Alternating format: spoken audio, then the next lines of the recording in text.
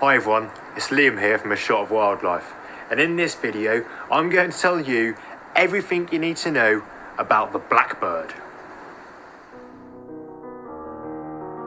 The blackbird is the fourth most common garden bird in the UK and is also a familiar sight around parks and woodlands across the country. Despite their name, only the males are truly black, females are dark brown, and the young birds have a more mottled brown colouring. Males also have a bright orange or yellow beak and eye ring. These are much duller in the females and completely absent in the young birds. They have a wingspan of 35 to 38 centimetres and grow to around 100 grams in weight. They often move around by hopping rather than running, and sometimes have their wings dropped and their tails raised as they do so. Blackbirds are omnivores and will adjust their diet in line with the seasons. During the spring and summer, they feed almost exclusively on worms and other invertebrates, but during the autumn and winter, they switch to eating mostly berries and fruits. They have a habit of wiping any insects that they manage to catch on the ground or through the grass to clean off any dirt before they eat them. Pairs of blackbirds hold territories throughout the year, but during the colder months they allow other birds to enter and pass through without any resistance. However, come the springtime, their territorial behaviour peaks and they become aggressive towards other blackbirds. It's during this time that the pair begin to nest, but this depends completely on the weather.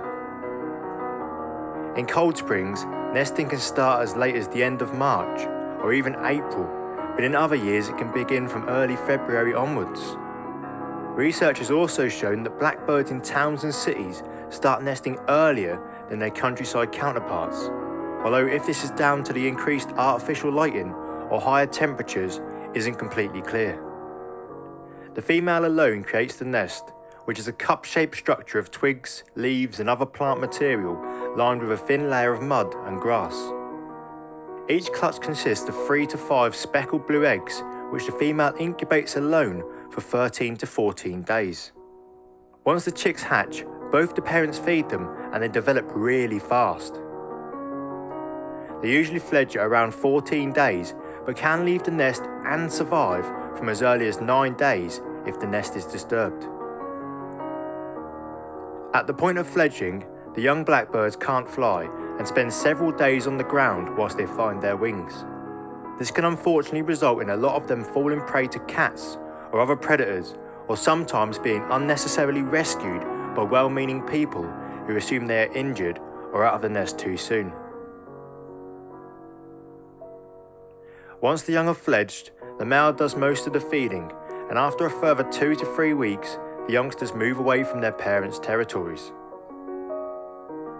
Each pair can produce 3 or sometimes 4 batches of young in a season, and with the final clutch of the year, they share out the parental duties a bit more.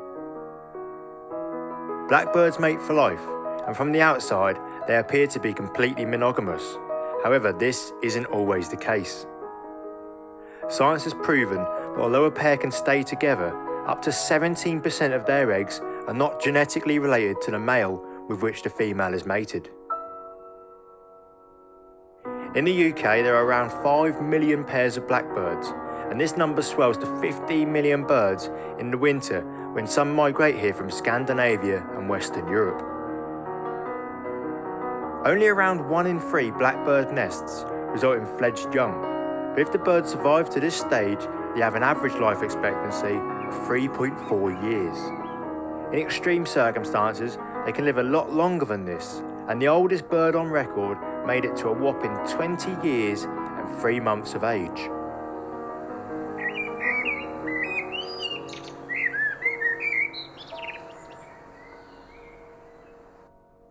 Well, there we go.